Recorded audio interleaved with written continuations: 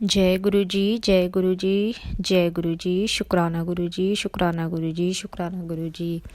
जय गुरु जी। संगत जी, आज मैं आपके साथ अपना सत्संग शेयर करने जा रही हूँ। संगत जी, ये मेरा पहला सत्संग है। प्लीज़ मेरे बोलने में कहीं ऊपर नीचे कुछ शब्द बोल निकल जाएं तो प्लीज़ मुझे माफ़ कर दीजिए। संगत जी, गुरु जी, प्लीज़ मुझे माफ़ कर दीजिएगा। और सत्संग मेरा पहला तो है, लेकिन ये मेरी बेटी का सत्संग है जो कि 3.5 साल की है। संगत जी, आप यकीन नहीं मानेंगे, गुरुजी मुझे पिंच कर रहे थे कि तो इसका सत्संग कर, इसका सत्संग कर। हुआ यूँ कि संगत जी, काफ़ी दिन से 15-20 या समझ लीजिए महीना हो गया, मैंने काउंट तो नहीं करा था। मेरी बेटी जब भी गुरुजी का स्वरूप देखती है तो सीधा आके मेरे को कहती है, मम्मा शुक्राना करो, मम्मा शुक्राना करो।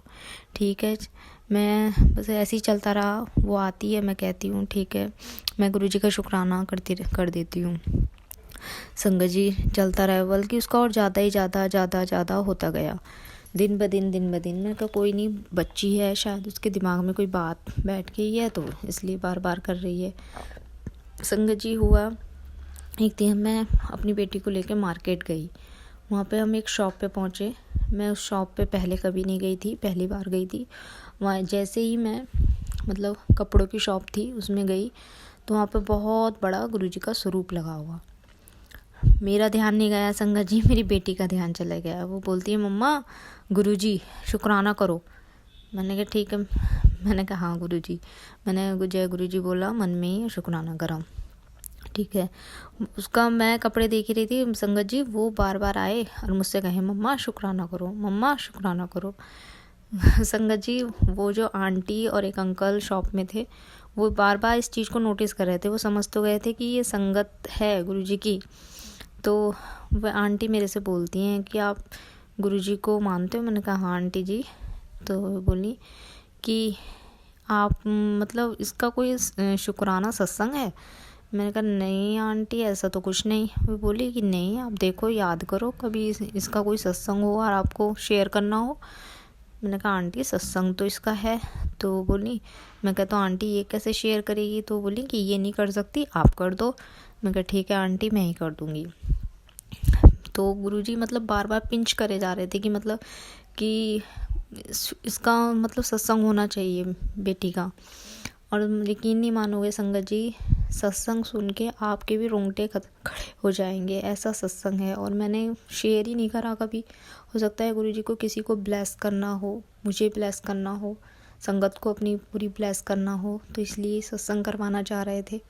वो बार बार मेरे के बस उसका यही, गुड़िया का यही चल रहा है कि शुक्राना करो, शुक्राना करो, शुक्राना करो। संगत जी, आप यकीन नहीं मानोगे संगत जी, यकीन क्या, संगत को तो पता ही है कि हम गुरुजी का दिन में कितनी बार जितना भी शुक्राना करें वो कम ही होता है, और कर भी नहीं सकते हम तो इतना शुक्राना। गुरुजी हमें इतना देते हैं, हम तो किसी चीज़ का शुक्राना कर ही भी नहीं सकते। और शुक्राना तो वो है जो मन से निकल जाए। शुक्राना तो वरना आजकल तो व्हाट्सअप खोलो, जय गुरुजी, शुक्राना गुरुजी लिखो, सेंड कर दो। संगत जी, वो शुक्राना नहीं होता। शुक्राना तो मन से निकलना होना चाहिए कि गुरुजी थैंक यू, तुमने मेरे लिए ये करा। अगर मेरे हाथ में रोटी भी है तो ये इसका भी शुक्राना गुरुजी को मेरे तरफ से तो जाता है। तो संगत जी, आपका टाइम वेस्ट ना करते हुए मैं आज का सत्संग आपसे शेयर करती हूँ। और संगत जी, इसमें मुझे ये भी बताना है कि इसी सत्संग के गुरुजी ने इसी टाइम पीरियड में मुझे बता दिया था कि कौन मेरा अपना है, कौन पराया है। सब चीज़ गुरुजी ने मुझे इसमें क्लियर कर दी थी। तो संगत जी, शुरू करती हूँ मैं आज का अपना सत्संग। मेरा नहीं, मेरी बेटी का सत्संग। संगत जी, मेरी बेटी 1 साल की होने वाली थी और जैसे ही 1-1.5 महीना पहले उसकी तबीयत ख़राब होती है। संगत जी, तबीयत इतनी ख़राब होती है काफ़ी ज़्यादा। तो मैं डॉक्टर को दिखाती हूँ। डॉक्टर कहते हैं आप 3 दिन बाद, उन्होंने मेडिसिन वगैरह दी, कुछ जांच वाँच करी इसकी। उन्होंने बोला मुझे 3 दिन बाद दिखाना। संगत जी, मुझे डॉक्टरी जांच वाँच मुझे नहीं पढ़नी आती, मुझे नहीं पता चलता इसमें क्या है क्या नहीं। तो 3 दिन में संगत जी मैंने उसको 6 बार दिखाया, पर डॉक्टर ने मुझे कुछ नहीं बता के दिया और इसकी तबीयत ज़्यादा ही ज़्यादा ख़राब होती गई। इसके खांसी, जुकाम, लूज़ मोशन, ये सब चीज़ को दिक्कतें थी। तो संगत जी मेरे हस्बैंड बोलते हैं कि ऐसा करते हैं, इसको वहाँ पे दिखा लेते हैं जहाँ पे इसका जन्म हुआ था। मैंने कहा वो चलो वहीं पे दिखा लेते हैं। तो संगत जी हम इसको तीसरे दिन वहीं पे ही ले गए, शाम के टाइम में लेके गए। तो डॉक्टर ने जैसे इसको देखा तो पहले हमें ही बुला लिया संगत जी, डॉक्टर ने। तो उसने जैसे चेक करा तो बोली कि बच्ची की तो हालत बहुत ख़राब है, आप मतलब इतना लेट क्यों हुए, आप पहले ही लेके आना चाहिए था। ऐसे बोले कि इसकी पूरी छाती में बलगम जम गया है, ये है वो है। तो संगत जी मैं तो बहुत परेशान हो गई सुन के ही, जैसे मेरे तो हाथ पैर फूल गए हों कि देखते हैं क्या होता है। ऐसे करके डॉक्टर बोला। संगत जी आप यकीन नहीं मानोगे, उस टाइम मेरे पर्स में सिर्फ दवाई के अलावा और किसी चीज़ के लिए पैसे नहीं थे कि मैं अपनी बेटी को एक एक्स्ट्रा चीज़ भी दिला सकूं।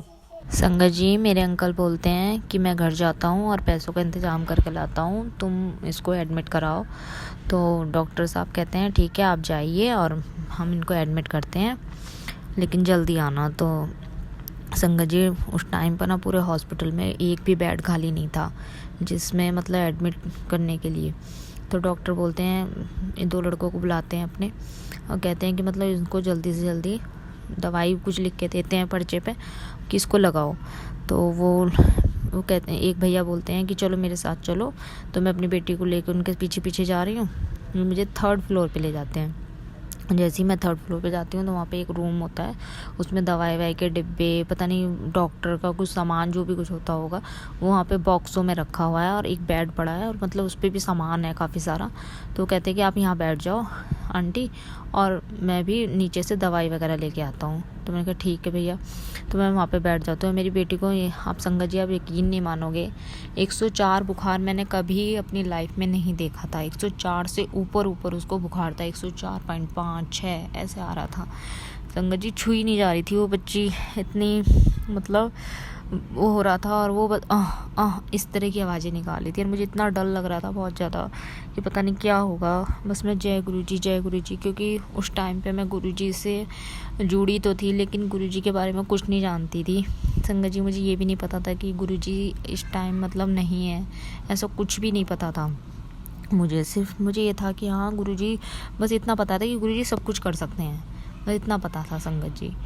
और कुछ मुझे नहीं पता था क्योंकि मैं उसी टाइम पे कुछ ही समय पहले जुड़ी थी, शायद 1-2 महीने पहले ही जुड़ी होंगी संगत जी।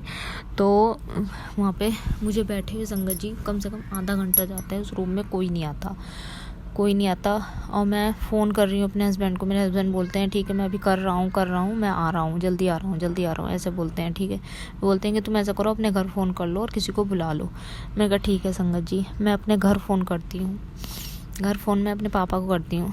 तो मेरे पापा बोलते हैं कि पापा ऐसे मैंने सारी बात बताई कि पापा ऐसे तबीयत ख़राब हो गई है गुड़िया की और आप में से कोई भी आ जाओ पैसे लेके। तो पापा बोलते हैं कि बेटा हम तो मतलब मेरी बड़ी बहन उसकी नंद की शादी है उसमें जा रहे हैं और तुम देख लो ठीक हो जाएगी, ऐसे पापा ने बोला और फ़ोन कट कर दिया। मैं फ़ोन हाथ में लिए बैठी हूँ संगत जी, मैं सोच रही हूँ ये मेरे ही पापा हैं संगत जी, जो मतलब कभी मुझे दुख में नहीं देख सकते, कुछ नहीं ऐसे भी होता है। कोई नहीं, ठीक है, मैं रो रही हूँ और उन्होंने फ़ोन कट कर दिया है। मेरे हाथ में फ़ोन है, मेरी तरफ से भी नहीं, मैंने भी नहीं काटा, उन्होंने उधर से फ़ोन कर दिया। ठीक है संगत जी, जय गुरु जी। संगत जी मेरी बेटी का इलाज 8 दिन वहाँ पर चला, 8 दिन वो वहाँ पर एडमिट रही संगत जी। और मेरे वहाँ पर कोई रिलेटिव मेरा काम नहीं आया, ना उनकी मेरे हस्बैंड की तरफ के रिलेटिव काम आए, ना मेरी तरफ के रिलेटिव काम आए। संगत जी हम दोनों ही रहे, हमारा बेटा रहा साथ में। संगत जी हम इतने परेशान हो गए थे और मैं गुरुजी के बारे में मुझे मंत्र जाप आता था लेकिन मैं बस मंत्र जाप भी मुझसे नहीं हो रहा था, मैं सिर्फ जय गुरु जी जय गुरु जी जय गुरु जी। और संगत जी कहते हैं ना जो मन से निकला हुआ होता है वो शब्द बहुत मायने रखता है। वो ईश्वर को हम जब याद करते हैं ना, ये नहीं है कि हम कोई मंत्र बोल रहे हैं तभी हमें ईश्वर हमारी सुनेगा, नहीं संगत जी। हम जो भी शब्द बोलें, चाहे वाहे गुरु बोलें, चाहे जय गुरु जी बोलें, चाहे ओम नमः शिवाय बोलें, जो शब्द हमारे मन से निकल जाए वो ईश्वर तक पहुंच जाता है संगत जी। उन 8 दिनों के अंदर अंदर गुरु जी ने जैसे मेरे सामने अपनी किताब खोल के रख दी थी।